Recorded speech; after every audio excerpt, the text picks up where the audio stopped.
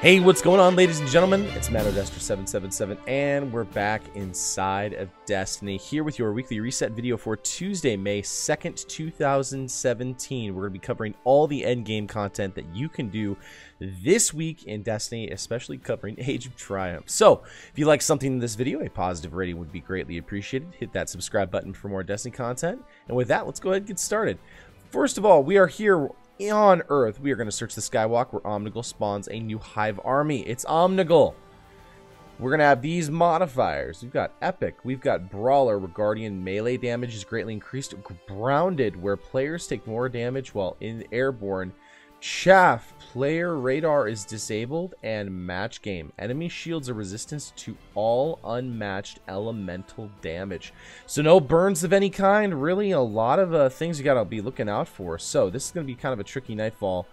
Make sure that you remember that this is the new version of Omnigul. This is the new version of Omnigul where the doors do close and it pulls you in, and she disappears and reappears a couple of times. That's the Nightfall for this week. Let's go out to orbit and check and see what else there is to do this week in Destiny.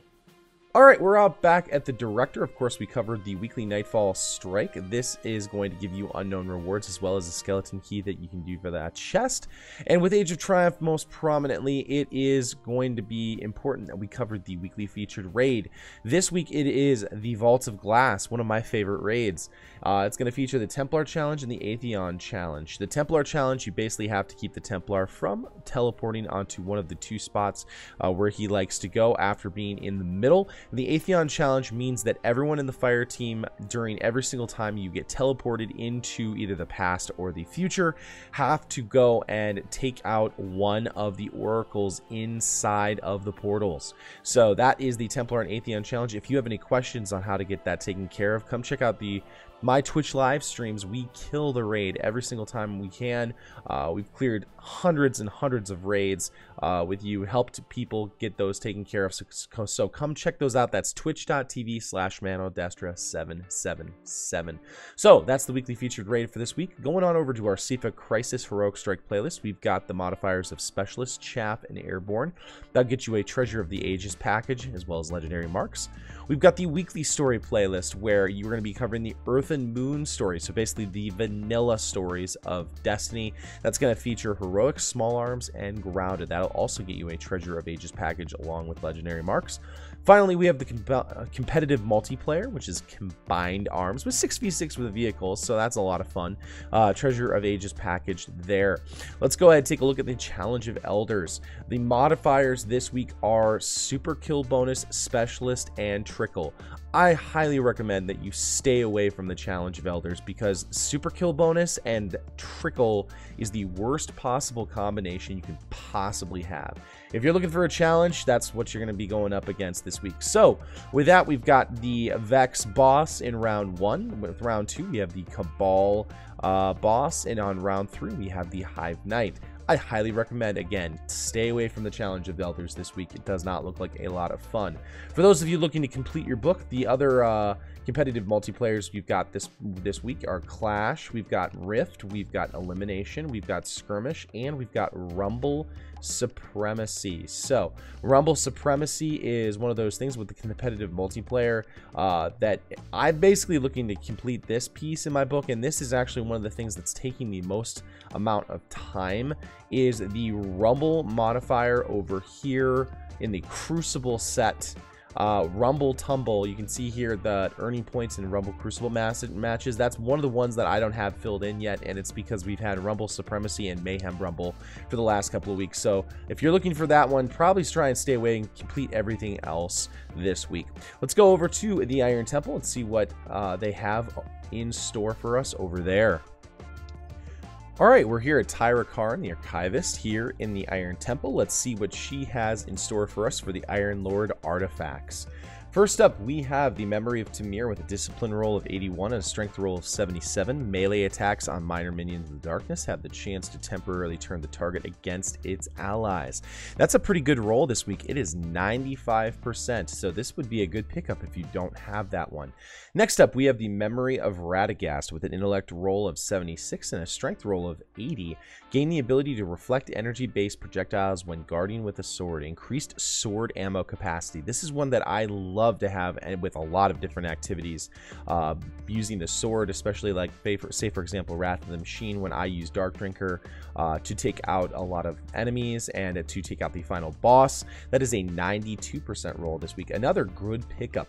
And finally, you have Memory of Gellion with a Discipline roll of 80 and a Strength roll of 79. Grants a detailed radar. Radar persists when sighting with primary weapons. This is a 96% roll. So guys, all three of these are really viable this week. If you've been saving up some Iron Lord artifacts, and either that I have or the tokens so you can purchase these artifacts, I would say pick up all of them if you can. Really, the Memory of Gellion is going to be one that is fantastic for PvP.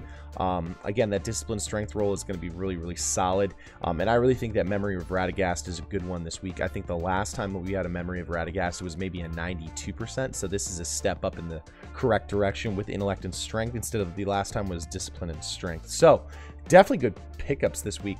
I would recommend all three of those if you don't have them, but start off with Gellion, because Gellion is a super high roll if you're looking for a tier 12 build. Let's go over to Shiro 4 and see what he has in store for us. Again, completing one of his 4 bounties will get you the Thorn, give you the potential to get the Thorn quest line if you don't have that done. Use arc damage to kill the Fallen, kill Fallen Majors and Ultras, complete Captain encounters in the Archon's Forge, and complete Vandal encounters in the Archon's Forge. Really some positive things you can do this week.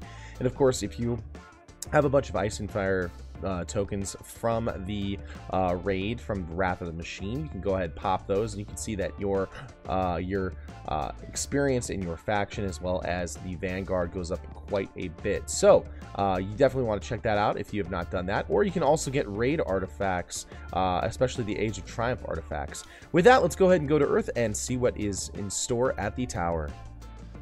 All right, we are here on Earth. Here's Lord Shax. Let's see what he has in store for us for the Crucible bounties this week. We have exercise your skills in the Clash match type, as well as exercise your skills in the Rift match type.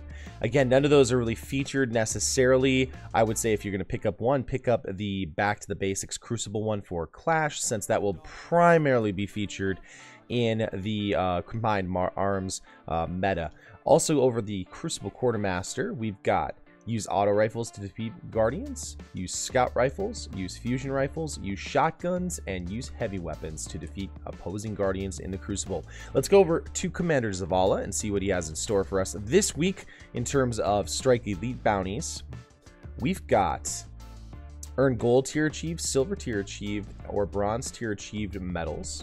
We've got earn a gold tier achieved medal in the Nightfall before time expires. That is going to feature getting the Icebreaker if you have not gotten that one. So that is one of the things you want to make sure that you pick up this week. And then also rapidly earn primary, special, and heavy streak medals to earn rainbow medals in the Nightfall and in the Siva Crisis Strike. So guys, that's all the bounties that you can do this week, at least the weekly bounties that you can do.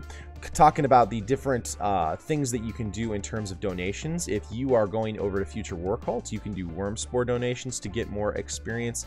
If you are at Dead Orbit, you can get Relic Iron. That will give you more donations and give you more experience there. At New Monarchy, you will also need to give you Relic Iron over there. So no spin metal if those people have been farming for spin metal. So that is everything we've got this week for the weekly reset. We're going to be doing a vendor reset video like we have been doing. We did last week, and a lot of people really liked that layout and really liked that. So I'll be going over that in the next video. So guys, I really hope you enjoyed this. Again, if you like something, a positive rating would be greatly appreciated. Hit that subscribe button for more Destiny 1 and Destiny 2 content as we start to get near to the launch date of Destiny 2. And come check out the Twitch live streams if you have any questions or if you need some help on the raids. We help people out all the time. Anytime we stream, we complete those raids.